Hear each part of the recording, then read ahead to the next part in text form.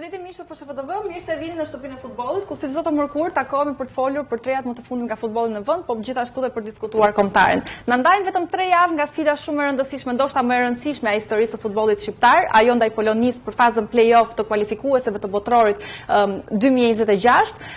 Dhe sigurisht kemi shumë gjëra për diskutuar, po ashtu do diskutojmë edhe për kombëtaren e vajzave, gjithashtu edhe javën 26 të Abisnet Superiore. Sot kam kënaqësinë të kem të ftuar kryetarin e fshatës rajonale të futbollit Tiranë, Krenari Mehmeti, po ashtu edhe ish lojtari i kombëtares. Përshëndetje. Mirë se vjen. Alban Aga, komentator dhe gazetar i minjor sportiv i platformës Supersport. Mirë se vjen. Hera e parë në FSHTV, duke qenë se ti vjen nga një familje mediatike, si të duket, ki para ambientet, kemi dhe hapësirë për të komentuar, po ashtu edhe për të bërë lajme, çdo gjë që ta praktikisht ti e bën, si të duket. Nismë e rëndësishme nga Federata Shqiptare e Futbollit, e rëndësishme për të pasur edhe një emision që i trajton në mënyrë më detajuar ngjarjet e kategorisë superiore, por edhe kombëtareve shqiptare, dhe ju uroj suksese për vazhdimsinë. Faleminderit. Flori Ariza, si për herë në studion tonë. Përshëndetje Flori. Përshëndetje. Ka qenë javë goxha intensive, sepse kemi turne të rëndësishëm që zhvillohen në Shqipëri, kemi diskutuar edhe më parë, dhe ti je në fakt edhe i angazhuar, se sapo ka mbaruar një ndeshje kur ke qenë dhe i përfshirë. Atëherë java foli për futbollin e femrave dhe mendoj që fitoria e kombëtares së vajzave në Malin e Zi ishte një nga gjërat më kryesore të kësaj jave. Gjithashtu dhe barazimi i vajzave 17 që sapo përfundoi ndeshja ndaj Izraelit. Ishin ndeshje jashtëzakonisht e bukur, shumë emocionuese dhe mendoj që në këtë varg ne duhet të vazhdojmë për të pasur këto lloj rezultatesh pozitive. Patjetër. Për kombëtaren e vajzave do ndalemi pak më tej, sepse ka qenë një fitore shumë e rëndësishme ndaj Malit të Zi në transfer. Ndërkohë fokusohemi pak te kombëtarja A, na ndaj vetëm 3 javë nga ndeshja shumë e rëndësishme e play-offit ndaj Polonisë. Si e shikon Poloninë si kundërshtar në momentin që Shorti na përballi me Poloninë, çfarë mendove në ato momente? Ne kemi luajtur sigurisht me Poloninë më herët, ndoshta edhe disa kualifikuese që na kanë sjellë de fakt, sepse jemi kualifikuar në Europianën 2026. Si e shikon? Është vërtet që ekipi Polonisë kemi përballur përpara dhe me ekipin e Polonisë, por kjo sfidë këtë herë është një diçka për shumë më ndryshe, është një hap goxhë i madh i kombëtarës tonë, të cilët hera e parë në ecurinë e vet që është shumë afër një kampionati botror, edhe Polonia dihet është një kundërshtar shumë i fortë. Me jetë shpresojmë që ne t'japim më të mirën tonë, më të mundshme, dhe besoj që mundësitë i kemi për të kaluar më tej.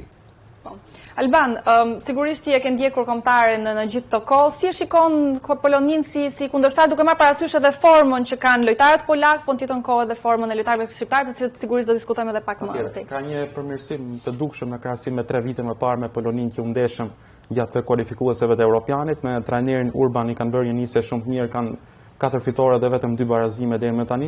Pata mundësinë që ta komentoj Poloninë edhe gjatë kualifikuesve të botrorit, ku u ndesh dhe 2 herë me Holandën, ku barazoi 2 herë, dhe mund të thuhet që ka një rritje pozitive. Sa i takon formës së lojtarëve që kanë për momentin, është një lajm pozitiv për ne, pasi Lewandowski është në një dëmtim, nuk ka kondicionin më të mirë fizik dhe shumë lojtarë të tjerë nuk kanë përjetuar rendimentin më të mirë gjatë këtij edicioni.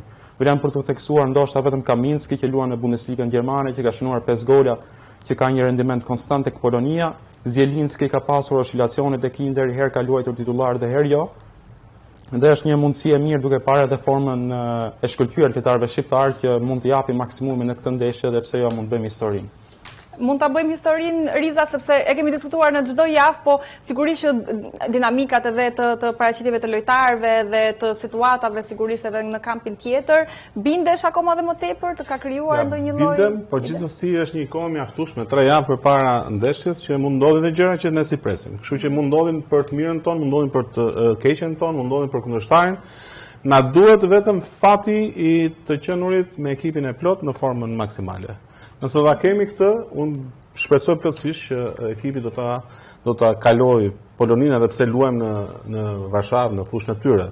Për shembull, ajo ndeshje që ka luajtur Krenari është e vitit 88. Mos dil para se të kemi për të diskutuar. Në fakt, po fillimisht do të shohim një tabelë të përballjeve, të historikut të përballjeve të Shqipërisë ndaj Polonisë. Janë luajtur 15 ndeshje, 2 fitore të Shqipërisë, 3 barazime dhe 10 humbje.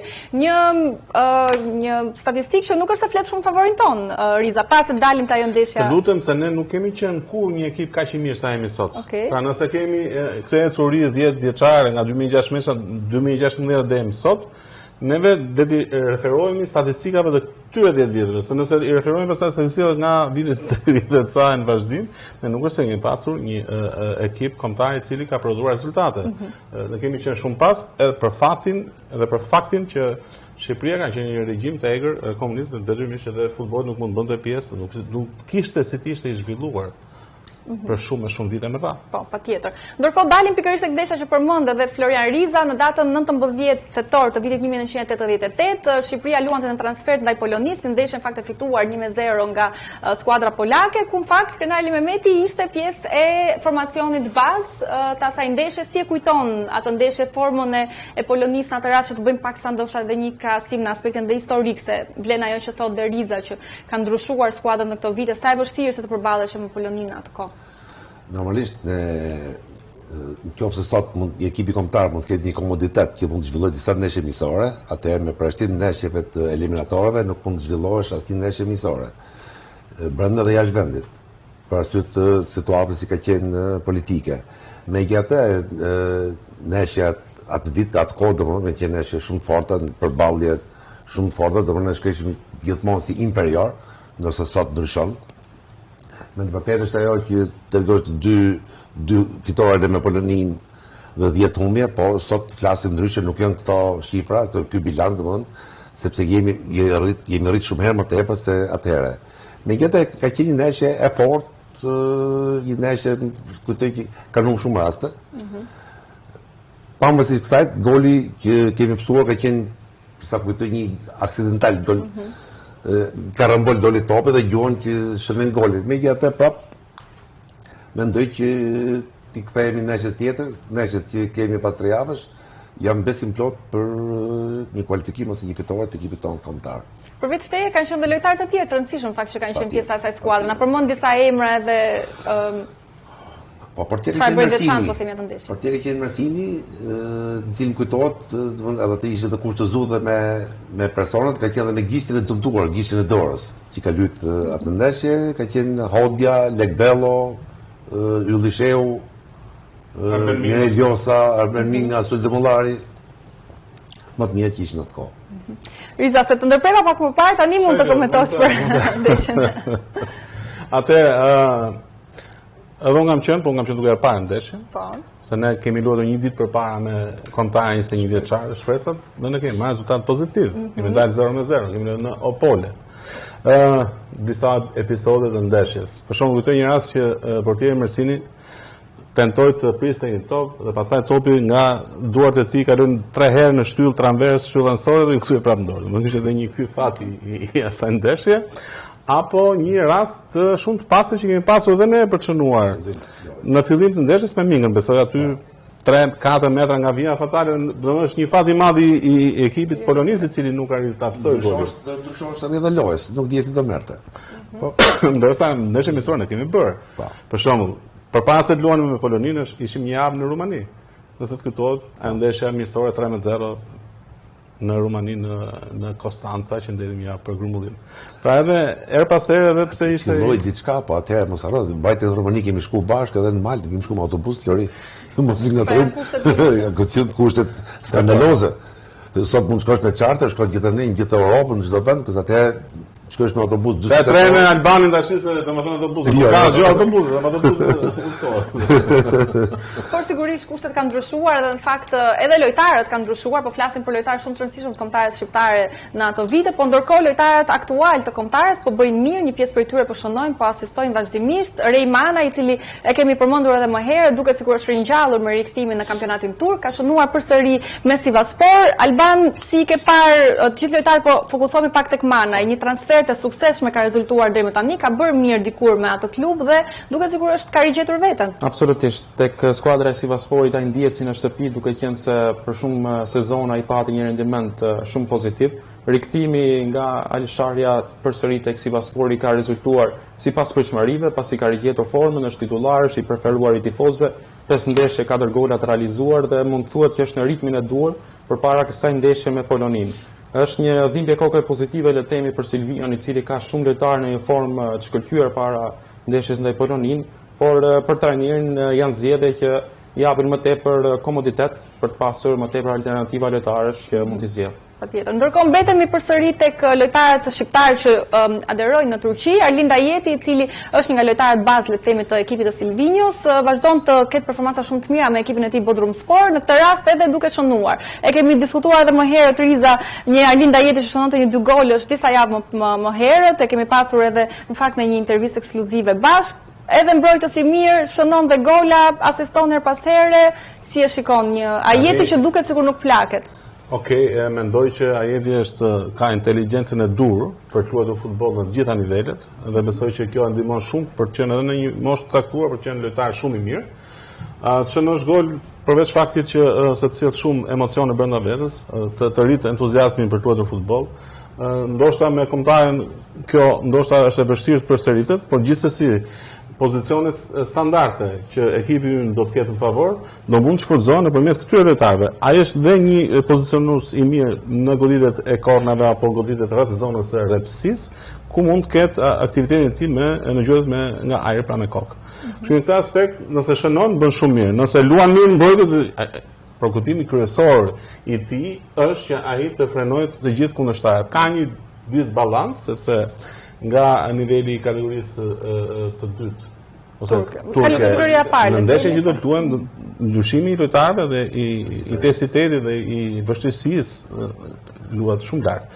Në këtë aspekt unë mendoj që është mirë sepse shënimi i golit i sjell një entuziazëm i cili mund të përballojë pastaj atë ndeshje, se një ndeshje kemi ne. Të rëndësishme. Nëse kalojmë atë kemi edhe tjetër pastaj. Po, patjetër. Ndërkohë mbetemi përsëri tek lojtarët shqiptarë në Turqi, duke sikur është krijuar një grup i madh lojtarë shqiptarë në Turqi. Kemi Aslanin tek Beşiktashi, Ernest Muçi te Trabzonspor, Rizespor me Çazim Laçin, Rejmanaj po ashtu në Sivaspor. Si e shikon këtë dashurinë, le të themi, ose raportin e lojtarëve shqiptarë me kampionatin turk? Që në fakt deri tani ka rezultuar mirë. Taulan Seferi po ashtu në Bodrumspor. Përse përket kampionatit turk, unë me gjithë Florin kemi një histori që në 91 që kemi qenë të 2 vitin e parë kemi shkuar në Turqi dhe kemi luajtur futboll atje. Dhe e dim që është një vend futbolldashës, i ndihmojnë shumë lojtarët, i duan shumë, aq më tepër dhe për futbollin tonë kanë shumë respekt. Dhe unë bëhet qefi shumë që është një trampolin, ose është një vend i hapur shumë për lojtarët shqiptarë, Turqia, të cilin nga viti në vit ata arrisin jashtëzakonisht shumë edhe nivelin e futbollit. Pra është një diçka, është një provim, një test shumë i mirë për lojtarët tonë. Dhe kjo do të tregojë edhe vetë në momentin që do vinë tek ekipi kombëtar. Po, Alban, mbetemi përsëri tek Ajeti sepse është ndonjëherë habitshme të shikosh një mbrojtës i cili shënon gola, duket sikur përveç pozicionit të tij si qendërmbrojtës, duket tani sikur ka synuar her pas here edhe sulmin me 3 gola në vetëm javët e fundit, si e shikon? Po, ka qenë me ritëm golashënuesi pothuajse pasi me 3 gola të realizuar në javët e fundit, konfirmon edhe vlerat që i theksoi edhe Flori më herët. Është një lojtar që sjell eksperiencën dhe leadershipin e tij në prapavi, por është gjithmonë një rrezik në situatat standarde, që janë kthyer në elemente shumë të rëndësishme në futbollin modern, pasi siç e dim 33% të golave në futboll shënohen nga goditjet standarde dhe janë gjithmonë pika ku ekipet mundohen të shfrytëzojnë në maksimum. Shpresojmë që edhe në sfidën e radhës të jetë një element ku Ajeti të jetë lojtar decisiv në 2 fazat e ndeshjes, pasi janë takime që mund vendosen edhe nga episode fare të vogla. Po. Ndërkohë një lojtar i cili fakt është decisiv për klubin e tij vazhdimisht është edhe Kristian Shpendi, i cili ka shënuar përsëri gol me ekipin e tij Cezena dhe ndoshta në këto diskutimet që lajmet që dëgjojmë momentalisht Riza edhe me dëmtimin potencial të brojës sepse ende nuk ka një deklaratë fikse, le të themi, se sa kohë mund të rikuperohet e çdo gjë tjetër. A mund të jetë Kristian Shpendi një opsion i mirë për listën e muajit mars të Silvinios?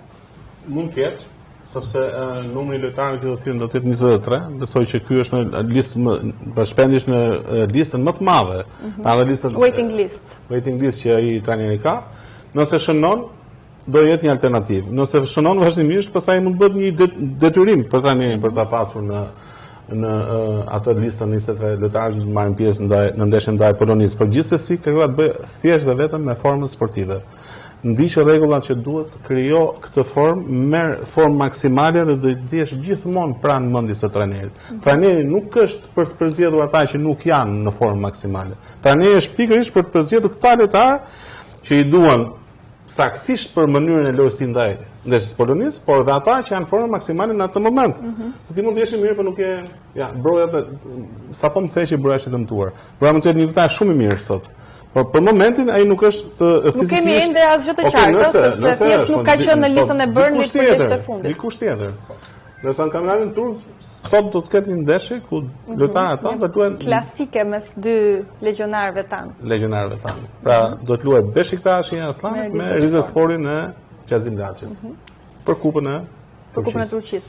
Dhe diçka tjetër, se tash krenarit e fillon me kemi qenë Turqi, po kemi qenë Turqi, kemi luajtur si të huaj, kur lejoheshin 3 huaj në një ekip. Sot në futbollin turk, numri i lojtarëve të huaj që mund të luajnë, të aktivizohen në ndeshje futbolli është i lirë. Pra ti mund të futesh të 11 lojtarë mund të jenë jo turq në ndeshje futbolli. Mbetemi përsëri te Kristian Shpendi. Alban, besoj e ke ndjekur, ka pasur vazhdimisht performanca të mira, si e shikon? Në seri B ka qenë lojtar shumë i rëndësishëm për Cezenën. Po, në serin B italiane u bë rreth 2-3 sezone që Shpendi ka një rendiment shumë të lartë dhe është deciziv për skuadrat e tij. Është një lojtar i cili në rast se thirret nga Silvio na ofron një tipologji tjetër sulmuesi në krahasim me Reymanin që kemi në dispozicion. Një lojtar më i shpejtë, një lojtar i cili sulmon shumë mirë hapësirat dhe që e ka shpejtësinë për të qenë gjithmonë në vendin e dur dhe pse jo mund të ishte një opsion shumë i volitshëm për takimin e 27 marsit. 26 marsit. 26 mars, po.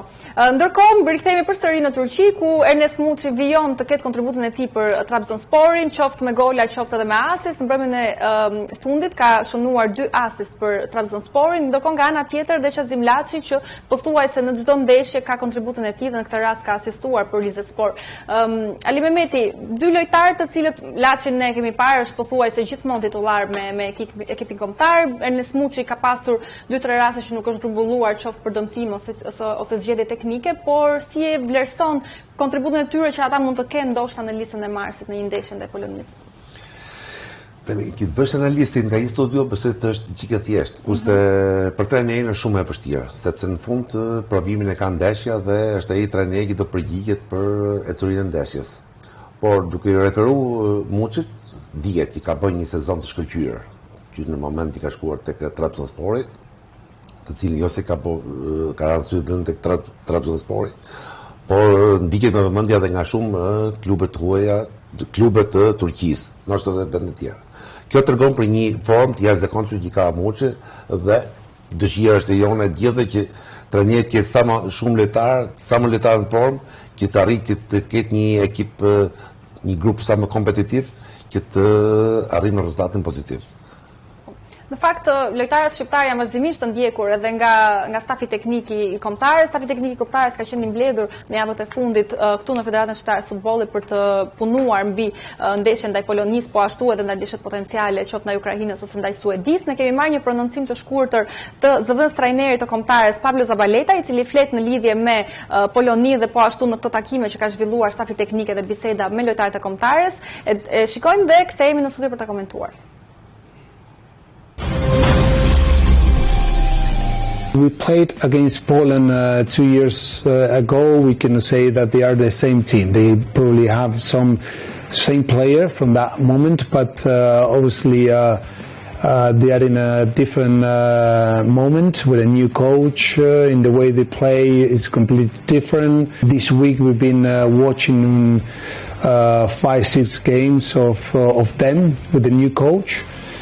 And it's going to be very tough. For Albania, for us, is the first time, and that is the most important thing. That for us to believe that we can go through.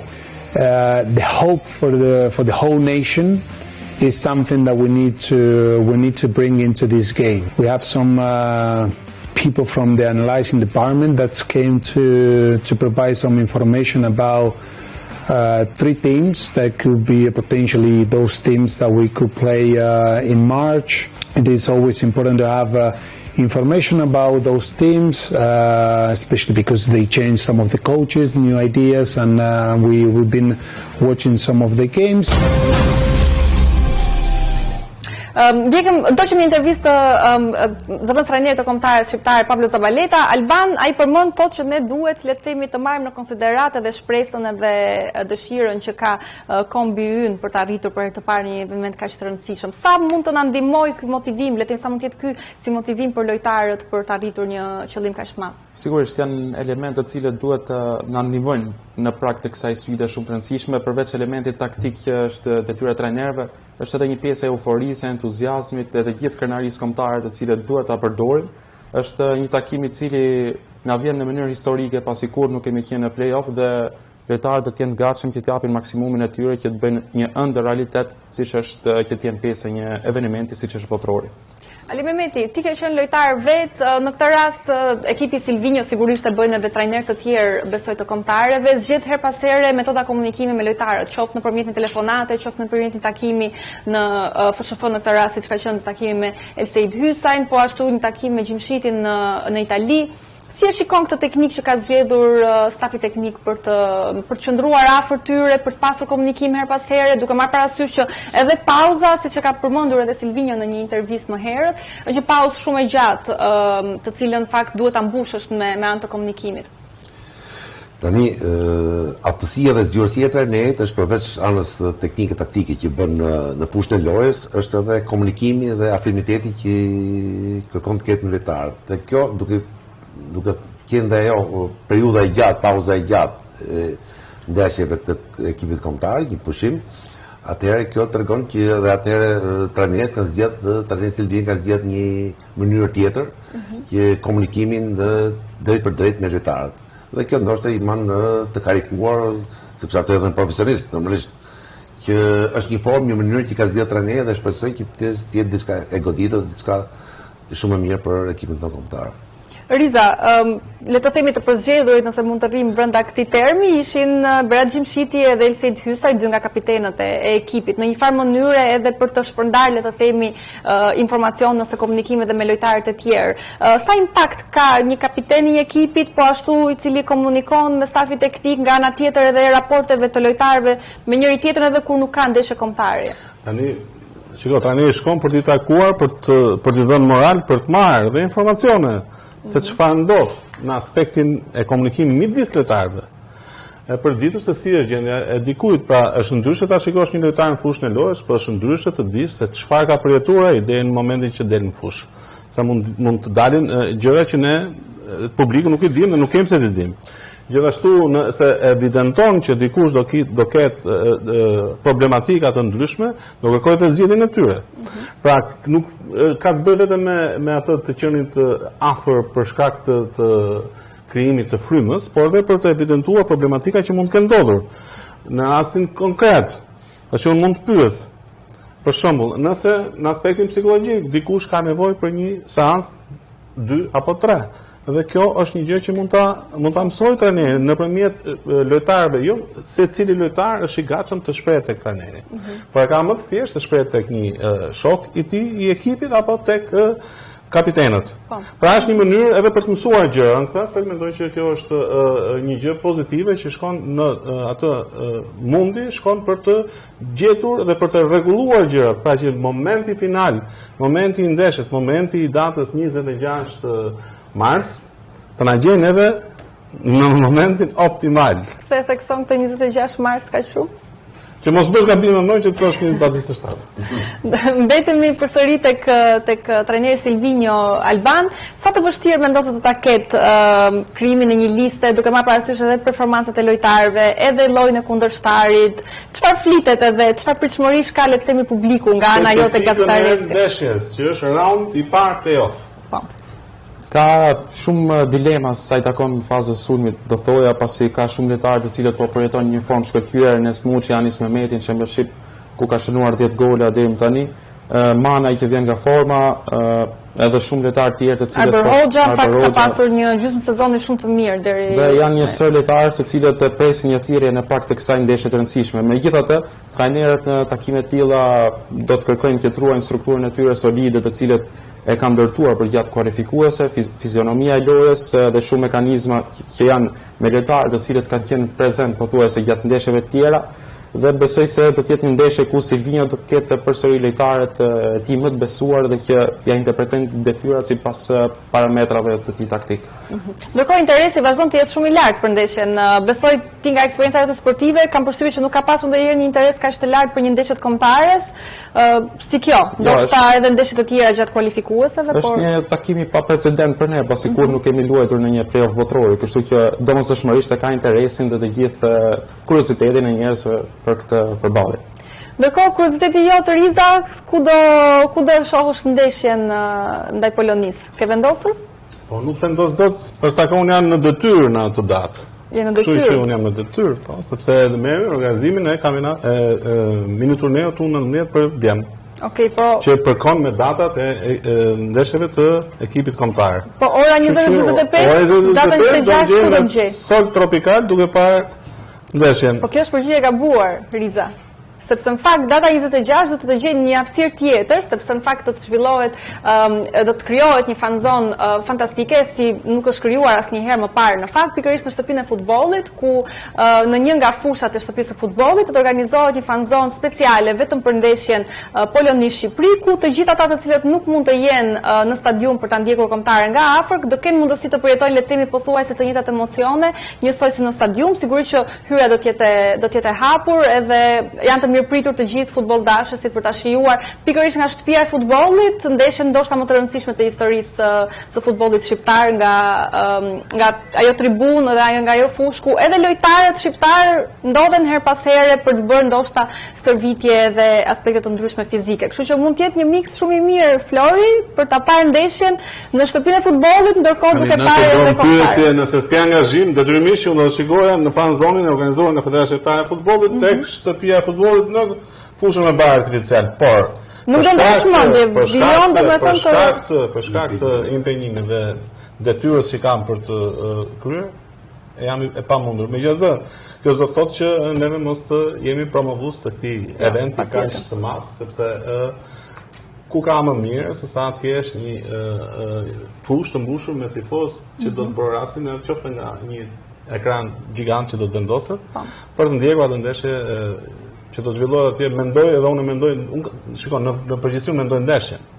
Domethënë si do shkojmë ne me këtë ndeshje, domethënë çfarë rezultati do prodhoj pjesa e parë, si do ta përfundojmë pjesën e dytë dhe jemi gjithkohës në sulm për ta synuar atë pra fundin e ndeshjes për synuar kualifikimin para shtesës. Domethënë këto janë gjëra që shkojnë në mendje. Nuk të shkojnë në mendje këto detaje të tjera. Në fakt ajo do të jetë vetëm një fanzon, vlen për të theksuar, vetëm një fanzon në gjithë Tiranën që do të transmetojë ndeshjen Poloni-Shqipëri. Alban, si të duket kjo iniciativë? Ti sjellim tifozët afër shtëpisë futbollit në pamundësi sigurisht për të pasur një ndeshje për shkak të shortit, nuk mund të ishte në Tiranë ndeshja. Një fanzon që e sjell më afër gjithë publikun me ndeshjen e kombëtarëve shqiptare, normalisht kur vijnë të tilla takime, interesi kryesor i tifozëve është marrja e biletave apo qenit prezent, por duke qenë se jo të gjithë do kenë mundësinë për të qenë bashkë, sigurisht e parafron atë atmosferë që do të krijohet këtu në shtëpinë e futbollit. Është një mënyrë fantastike për të kaluar me një komunitet edhe për ta shijuar gjithsë bashku, pse jo një arritje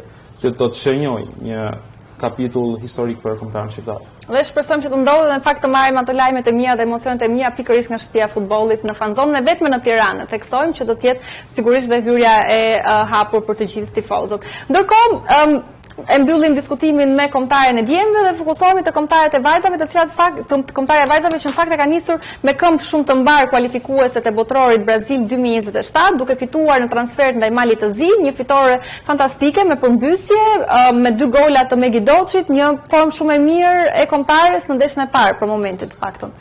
Tani e kemi theksuar disa herë, po duhet ta rrithem që në sulmin e ekipit ton kombëtar ka lojtare të jashtëzakonshme të cilësisë. Pra është Megidoçi, është Qendresa Krasniqi, është së fundmi Fortesa Berisha. Kjo treshe mund të bëjë rrezik për secilin nga ekipet kombëtare të femrave ose të vajzave që luajnë futboll sot në Evropë. Dhe detyrimisht është një treshe që prodhon dhe shumë sulme, dhe shumë raste dhe shumë gola. Kur prodhon gola, të garantoj që prodhon gola të niveleve shumë të larta dhe shumë të këndshëm për të parë. Pra, e gjitha kjo është një reklam për futbollin e vajzave në Shqipëri dhe veçanërisht për ekipin ton kombëtar të vajzave. Ndeshjet e tjera do të jenë pak të nivelin pak më të lartë, po ama kur vjen nga një entuziazëm kaq i madh, sepse kujtoj që ndeshja ko shkonte domethënë ishte Marizi i cili shënoi në fillim dhe pastaj brenda pak minutave ne arritëm të thyejmë rezultatin. Ata barazojnë me Doçën dhe pastaj me këtë super golin në goditje standarde që ta dyfishojnë rezultatin pastaj ta çojnë në 2-1. Kështu që pjesa e mbetur e ndeshjes ishte thjesht dëshirë e madhe e lojtarëve të Malit Zi për të qenë afër portës, por shumë konfuze në atë manovrën e tyre sulmuese dhe pak e thjesht për ne sepse thjesht mjafton që të markosh mirë kundërshtarin, pozicionohesh mirë dhe të shmangësh ato rreziqe që mund vinë portën tënde. Kështu që ndeshja tjetër do të jetë me check-in në Shkodër, në stadiumin Loro Buriçi, do të jetë edhe ajo një ndeshje për të parë gjitha. Patjetër. Shpresojmë që dhe në këtë ndeshje ne të marrim atë që ne meritojmë ose shpresojmë kemi objektiv. Një rezultat pozitiv. Ndërkohë, sigurisht do t'i kthehemi diskutimeve për kombëtaren e vajzave, por do të ndjekim prononcimin e trajnerit të kombëtares së vajzave Armir Grima pas fitores në Malit të Zi dhe kthehemi në studio.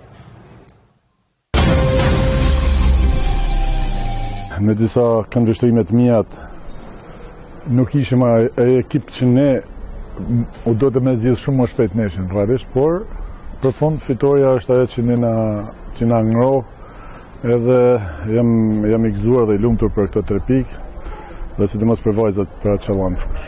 Realisht vënum me hyn në lojë edhe terreni ishte problematik shumë edhe nuk i përshtat të lojë si ne mendojmë. Pjesa e dytë ishte ajo që ne kuptuam që në minutat ikën dhe qëllimi kryesor ishte për fitu neshën, rrezikuam shumë, u hapën pak në mbrojtje, shfrytëzoi kundërshtari për karakteri këtyre vajzave, cilësia që kanë në ekip, gjithmonë bëjnë diferencën në këto minuta dhe normalisht bën 2 gola mos e të meritum. Tash ti mendojmë për check-in që të marrim aty një rezultat pozitiv. Mirë kthyer në studio, kemi ndjekur prononcimin e trajnerit të kombëtares së vajzave Armir Grima, entuziast pas fitores në Malit të Zi, por në të njëjtën kohë thekson edhe rëndësinë e një pjesëmarrje, le të themi një rezultati pozitiv ose një performancë të mirë ndaj Çekis. Alban, si e ke parë kombëtaren e vajzave në këto muajt e fundit të paktën, sepse kemi pasur edhe rezultate pozitive? Patjetër, ka pasur një progres konsiderueshëm duke marrë në konsiderat edhe vitet e fundit. Me Armir Grimën është bërë një punë e mirë, edhe nisja fantastike me këtë fitore ndaj Malit Zi është një konfirmues i rritjes së kombëtares, një skuadër që tregoi karakter në ditën e djeshme, duke qenë se psoi vetëm në minutën e 67 dhe reagoi pas 3 minutash dhe më pas përmbysi me supergolin e Megidoçit. Është i vetëdijshëm për detyrën e madhe që ka në dispozicion në Grima, pavarësisht entuziazmit që ndron me këmbë tokë përballë takimit të së shtunës që ka ndaj Çekis, ku përsëri do të provojë që t'i marrë më të mirë në kësaj ndeshje. E kam komentuar, gjithashtu edhe skuadrat e Shqipërisë, Brazilin në Champions League. Po YA ka komentuar ndonjë? Jo, nuk është futur në këtë terren. Nuk ka pasur mundësi të emocionohet nga vajzat. Tash se din, po fakti e kanë vlerësuar besoj. Absolutisht jo. Absolutisht jo. Do ta shohim. Nuk kanë vlerësuar përderisa djali i tij ka. Edhe Albania është komplet vetë tani, pasi s'ka aty. Ne po flasim për komentatorët, jo për marrëdhënien baba bir. Kështu që në këtë aspekt Albanit bravo i qoftë që e ka komentuar ekipin kombëtar të vajzave, ndërsa ai e ka në vlerësuar, nuk e ka marrë parasysh këtë fakt. Kur të kemi përsëri ju në studio, do ta vëmë përpara përgjigjes. Do përgjigjet para nesh patjetër. Ndërkohë, siç e theksoi edhe trajneri Grima, një ndeshje shumë e rëndësishme është ajo që na pret në datën 7 mars në orën 18 në Loro Buriçi ndaj Çekis, një ndeshje sigurisht e rëndësishme ajo ndaj Malit të Zi, por kemi një kundërshtar pak më të vështirë, le të themi, ndaj Çekis. Si e shikon këtë progresin që ka pasur kombëtarja e vajzave dhe rëndësinë e një ndeshje të tillë? Normal që koeficienti i përgjegjësisë duke ardhur duke u rritur, megjithatë trajneri Grima foli shumë bukur, pra i dha një diçka të lehtë fitores me modesti foli për fitoren me Malin e Zi dhe u përqendrua tek ndeshja e ditës shtunë me datë 7 që e ka. Megjithatë shpresoj që të kapi një rezultat sa më pozitiv, i cili arrit entuziazmin e vajzave tona. Sot që flasim, ekipi kombëtar i vajzave pas raundit të parë të ndeshjeve është në vendin e parë, se ka 3 pikë, ndeshja tjetër midis Çekis dhe Uelsi ka përfunduar në barazim 2-2. Kështu që ky është edhe një Jo, nuk jam fjalën se është një gjë pozitive për ne, por është një fakt që jemi në vend parë. Tani të duhet të synojnë ata që janë poshtë nesh, ta synojnë vendin e parë.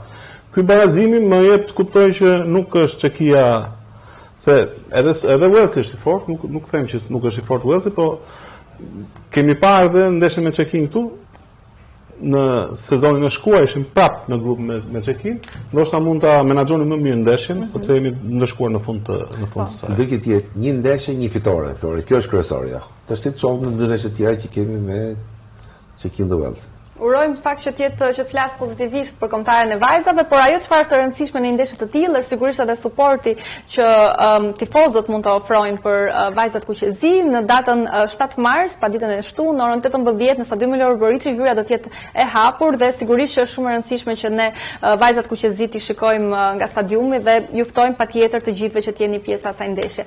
Tani do të shkëputemi për një hapësirë të shkurtër publicitare dhe të rikthehemi të flasim për javën 26 të Abisnet Superiore.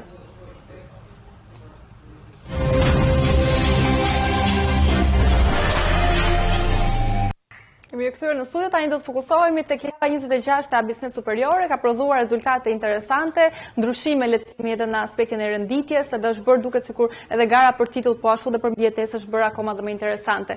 Ndërkohë rezultatet e javës 26, Vllaznia Tirana 3-1, Vora Dinamo City 1-2, Partizani Egnatia 2-0, Elbasani Bylis 1-1 dhe Teuta Flamurtari 1-1. Ndërkohë ndjekim dhe klasifikimin pas javës 26, Vllaznia në krye të klasifikimit me 51 pikë, ndjekur nga Elbasani me 46 pikë dhe Egnatia me të njëjtën numër pikësh 46, Dinamo City dhe Partizani ndajnë të njëjtin numër pikësh me 39, Teuta me 34, Vora 26, Bylis 24 dhe Tirana Flamurtari të dyja në kuotën e 21 pikëve. Pra, një panoram interesante e këtij klasifikimit pas javës së 26, duket sikur nuk janë ende të sigurta se kush mund të jenë 4 ekipet e Final Four, po në tjetër kohë edhe cili ekip mund të sigurojë mbijetesën pas mbylljes së kampionatit. Ndërkohë, trajneri i muajit shkurt i përzgjedhur nga Drejtoria Teknike e Federatës Shqiptare të Futbollit është pikërisht Oltion Kërnaja, trajneri i Partizanit, pas një ecurie shumë pozitive, 4 ndeshje, 4 fitore me Partizanin, dhe do të ndjekim një prononcim të tij të dhënë këtu në shtëpinë e futbollit dhe më pas tek kthehemi e komentojmë në studio.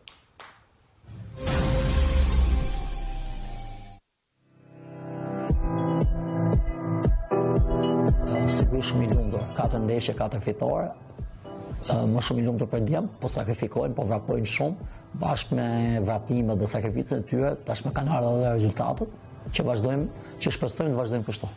Si trajner mua shkurt, sigurisht fillimisht familjes time, 2 fëmijëve dhe gruas të cilëve më bëj shumë gjatë orarëve të gjata të punës jashtë shtëpisë, duke qëndruar shumë pranë ekipit. Ata kanë ndjekur më shumë mungesën time, kuptohet. E dyta, familjes madhe të kuqe, tifozët Partizanit, për të cilët do vazhdojmë punojmë akoma më shumë sepse meritojnë. Objektiva e Partizanit nuk ka nevojë të shpalos fund sepse dihet vetë jemi ekipit, gjithmonë do luaj për renditje sa më lart në tabelë, për objektiva, për trofe. Sa për kampionatet është një kampionat shumë i vështirë, të themi të drejtën, shumë i luftuar, i fortë, si për lufta shumë e fortë, si për të rënë nga kategoria dhe për të arritur Final Four, pikët janë aty. Një ndeshje fituar të nga shumë lart, një hap mbrapa, pastaj vështirëson punën, kështu që është një luftuar deri ne jam në fundit besoj. Kemi ndjekur prononcimin e trajnerit të Partizanit Oltion Kërnaja pas marrjes së çmimit si trajneri i muajit shkurt i dhënë nga Drejtoria Teknike e Federatës Shqiptare të Futbollit. Duket sikur ka pasur një impakt tek Partizani Kërnaja, po pa kaluar tek trajneri ende si e ke parë Partizanin në këtë javë. Duket sikur ka pasur ecuri shumë të mirë duke nisur nga viti 2026.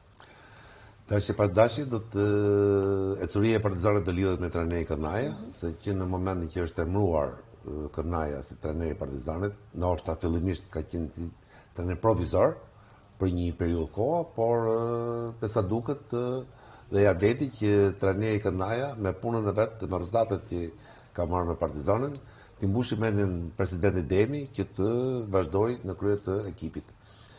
Kjo duket që Kërnaja ka bërë një punë të mirë, falë rezultateve, që ndoshta shumë kush nuk mund ta mendonte ose s'ka pas shumë besim te Kërnaja, megjithatë Partizani është një nga kandidatët për të hyrë në Final Four, të cilës në pikë barabartë me Dinamon. Në fakt, Riza, një fitore pasër, le të themi, ndaj Egnatias 2-0, si e vlerëson punën e Kërnajës me Partizanin? Edhe unë jam në pjetën ligë, ka përgjigjur plotësisht besimin e presidentit Demi dhe të stafit drejtues të ekipit të klubit Partizanit. Dhe mendoj që na njerë nuk është të thënë që duhet të jesh një emër i madh në futboll, por që një trajner i mirë, sepse puna e trajnerit nuk lidhet plotësisht me të qenë një futbollist të shkuar, por duhet të jesh i saktë në ato që bën dhe besoj që ky është rasti i Kërnajës, i cili në këtë muaj u përzgjodh edhe trajneri më i mirë i muajit shkurt. Partizani është afruar me pikë shumë, është barazuar me Dinamon, ka futur në garë përsëri veten e tij.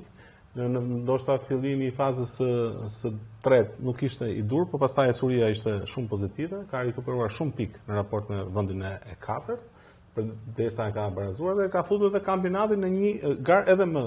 Pra kampionati vetë është një garë vazhdueshme, por pozicionimi i Partizanit tashmë gati për ty në vendin e katërt, me pikë barabarta në vendin e katërt, ka futur në një garë akoma më të madhe. Siç është edhe fakti, ndoshta mund ta më bëre një brejtje që se ndërrym përpara kohë për Tiranën tani. Dhe po them që Tirana ishte shumë mirë. Kemi një hapësirë specifike për Tiranën për diskutuar, po mbetemi përsëri te Partizani, mbetemi akoma në kryeqytet Alban. Si edhe për Partizanin që po ndërhyr, të vazhdet e Florin, aktualisht po luhet sot është ndeshja e kthimit me Elbasanin për çfarë finalet e Kupës së Shqipërisë dhe Partizani ka fituar ndeshja e parë e Elbasanit.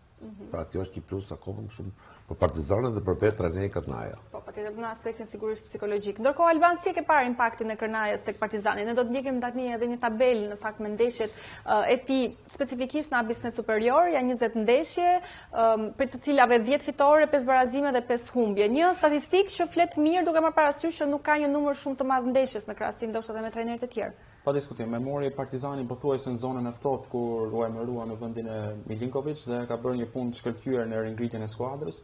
E ndihmon shumë edhe periudha e janarit ku arriti të afronte lojtar cilësor, ndërtohet edhe Sidibe që ka shënuar në çdo ndeshje që pas afrimit të tij të kuq.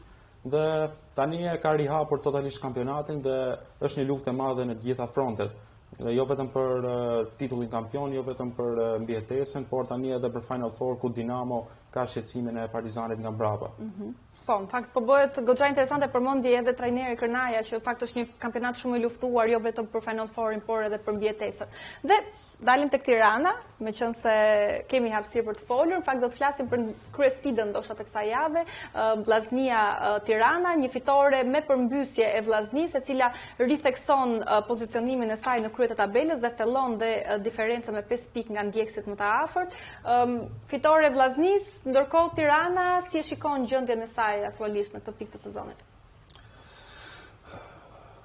Unë duke parë ndeshjen Vllaznia Tirana, minutat e para të ndeshjes pash një Tiranë shumë të motivuar, shumë mirë të vendosur në fushë, arriti të shënoi golin, po deri në atë moment ishte dhe pastaj gradualisht filloi të kulçuar terren, e mori Vllaznia situatën në dorë, përveç golave që shënoi, 3 golave dhe fitores, e justifikoi dhe me lojën e vet shumë mirë, pra Tirana shoft të zbet e pas të ndeshje, ndoshta mund të ishte edhe ndeshja e parë e trajnerit, njohës i mirë i kampionatit shqiptar, por ndoshta jo njohës i mirë i futbollistëve aktual të Tiranës.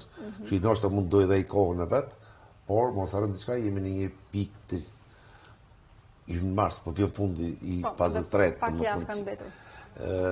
nuk ka shumë kohë. Tirana është një vend jo të mirë. Megjithatë, shpresoj që trajneri Shehit bëj më të mirën me atë kontingjent lojtarësh që ka. Riza, është çështje e, po themi, nuk ka njohur ende ekipin, sa të kuptoj ndoshta dhe pozicionimin të lojtarëve, apo Vllaznia është realisht e fortë dhe ka mundësi reale për të qëndruar ende në nuk ka asnjë presje për shkak se Vllaznia është një ekip i fortë. Absolutisht asnjë presje edhe që Shehi është një trajner i mirë.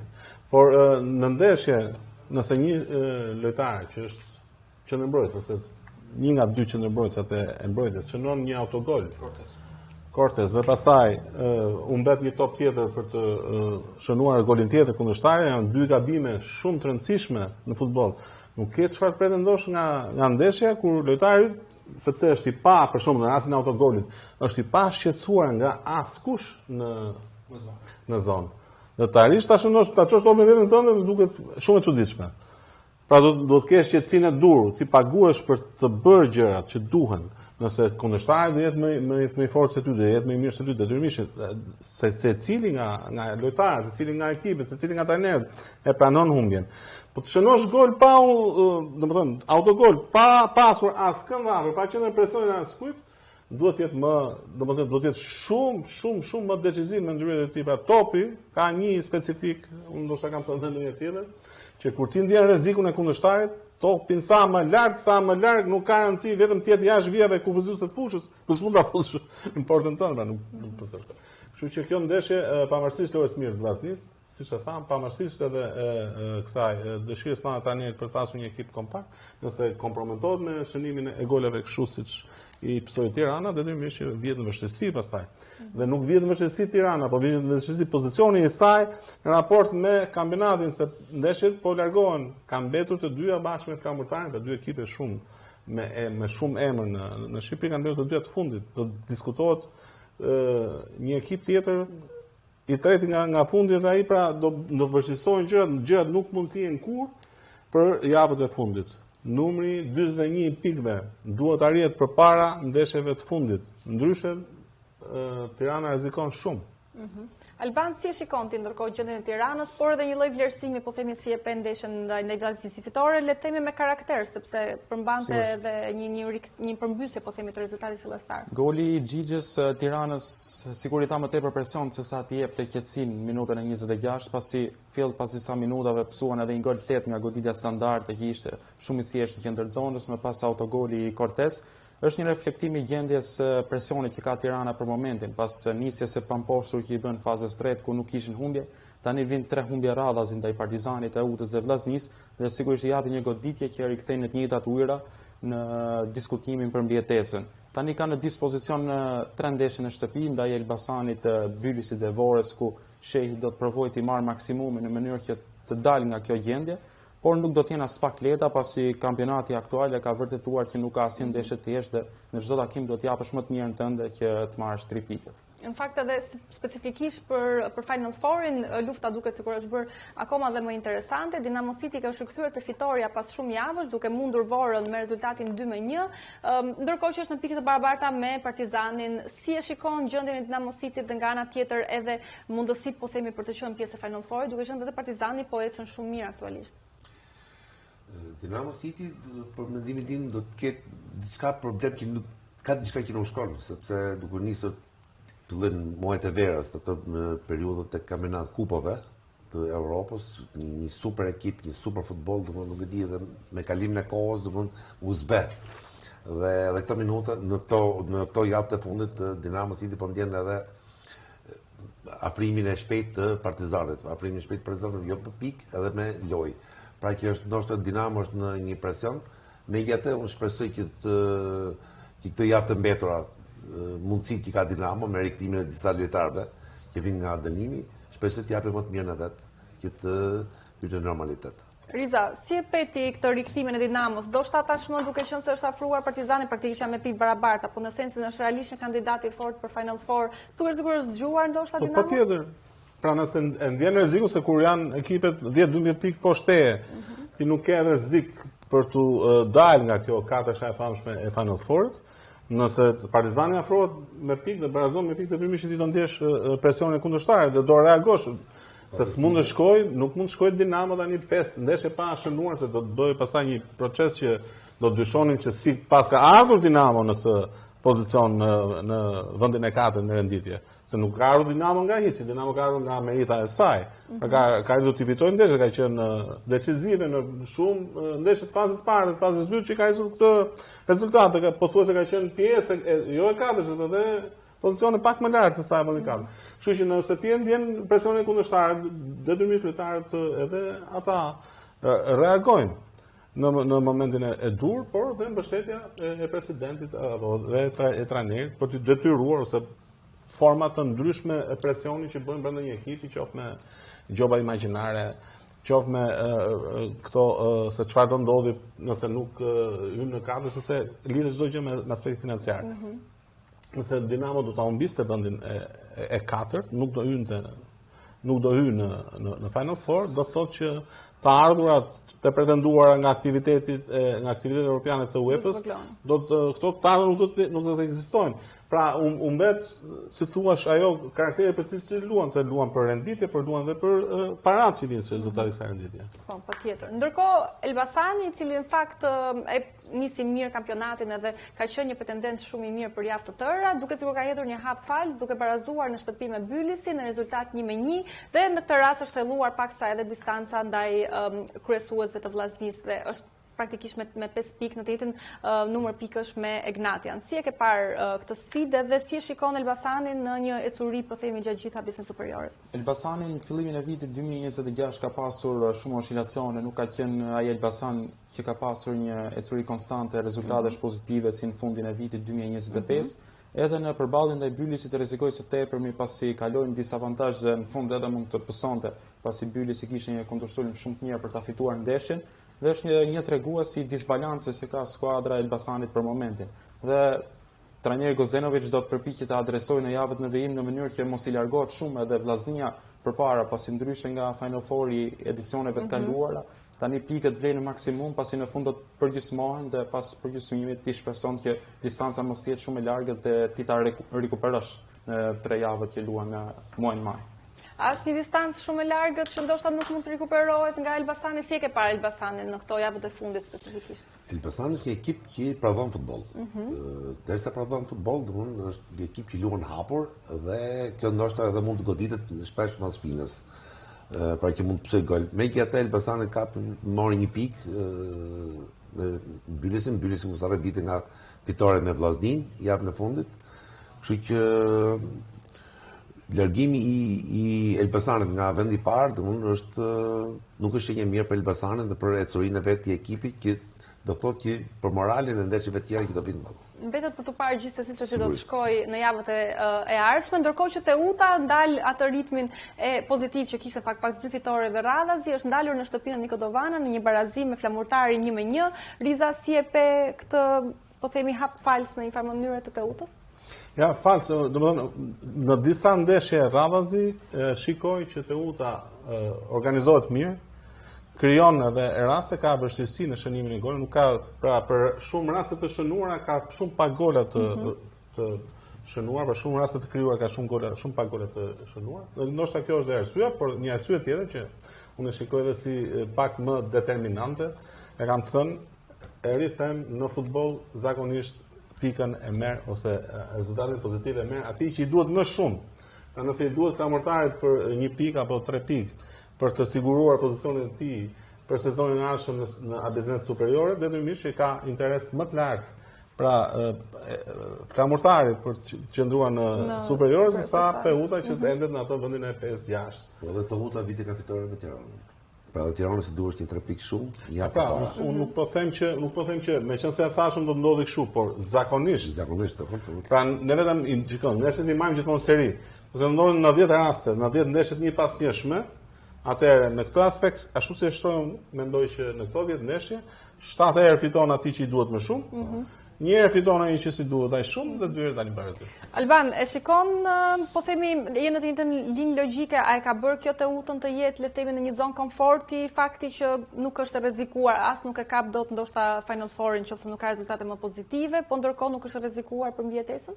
Po, edhe vetë fakti ku ndodhet në mesin e tabelës, sigurisht pati edhe atë ecuri ku nuk fitonte për më shumë se 7 takimesh dhe i dha fund asaj ecurie pikërisht ndaj Tiranës. E vërtetojnë shifrat më së miri këtë situatë që kaloi Teuta, por nuk ishte as pak e lehtë as me Flamurtarin që erdhi nga një ndeshje shumë e mirë edhe ndaj Partizanit një javë më herët dhe luajti përsëri shumë mirë edhe ndaj Teutës. Lajmi i mirë për Teutën është që shënon sulmuesi i rikthyer në janar Kreti Daci që u shpallë edhe goli i javës dhe tani e tutje do të shpresoj që golat të vinë më tepër nga sulmi, duke qenë se për gjatë gjithë sezonit ka pasur mungesë teksuar të golave që vinë pikërisht nga reparti më i rëndësishëm. Do të shohim se çfarë do të prodhojë në fakt java 27 e abiznet superiore, po titon kohë edhe Kupa e Shqipërisë që është duke u luajtur aktualisht, kemi hapësirë për diskutuar edhe javën tjetër më gjerë për këtë çështje. Sigurisht unë ju rikujtoj përpara se të mbylli, ju rikujtoj edhe një herë në datën 7 mars, kombëtarja e vajzave luan në Loro Boriçi në orën 18 dhe sigurisht është shumë e rëndësishme edhe ku do t'jem unë në datën 7 mars, duke parë vajzat, duke ndjekur vajzat. Në FSHF TV. Në FSHF TV, kudo që t'jetë hapësira. Në FSHF TV, besoj do t'jesh. I do t'jesh bashkë me kolegët e tua të Federatës Shqiptare të Futbollit në një ekskursion për 7-8 marsin, besoj. Po sigurisht se këto janë elementet, ne kemi folur shumë herë për barazinë gjinore, kemi folur se si duhet të suportojmë vajzat, kështu që janë elemente të rëndësishëm edhe këto, por sidoqoftë vajzat shqiptare kanë nevojë për suportin e çdo tifozit të mundshëm, sidomos atyre shkodranësh që në fakt e duan shumë futbollin. Unë do të falenderoj krenar Ali Mehmetin për prezencën sot. Faleminderit Alvan Aga, faleminderit Florian Riza, faleminderit. Besoj do i shohësh. Unë do t'i shoh, po sot kanë ndodhur diçka që e pazakonte për mua. Po. Zakonisht Ylli Aga çon në SMS gjatë emisioneve, sot çuditërisht nuk u bë gjallë fare. Nuk e ka parë ndoshta? Nuk e ka parë ndoshta emisionin sot. Unë sipas Albanit e ka parë plotësisht, por Po, e kam ditur. Do të pret që të mbyllet emisioni, që të mos shqetësoj. Unë ju falenderoj shumë për vëmendjen, do të shihemi të mërkurën tjetër me 3 javë më të fundit nga futbolli shqiptar. Mirupafshim.